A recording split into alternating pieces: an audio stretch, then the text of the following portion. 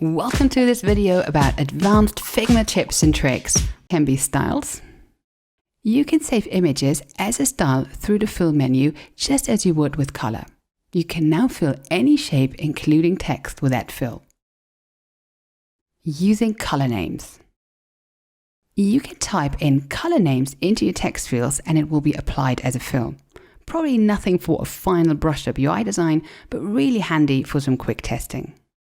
Quick auto width text. This is a quick one indeed. If you want your width to be set to auto, then simply double click the text box. Done. Toggle design and prototype. This is also one of these obvious ones that I just didn't know about. With Shift and E, you can toggle between prototype and design mode, which is such a time saver. Set any frame as a thumbnail. Figma always uses your first page as a thumbnail.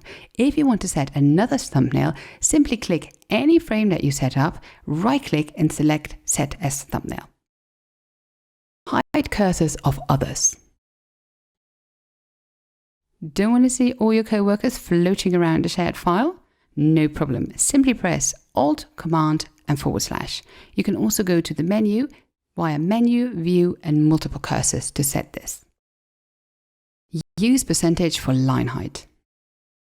In Figma, line height is set in pixels, which drives me a little nuts. I like using generic ones, like in CSS, so I want something like 1.5. Unfortunately, that cannot be set up in Figma. However, you can use percentage. This also allows me to change the font size and always keep my unified line height. By the way, in inspect mode, this will still show as pixels.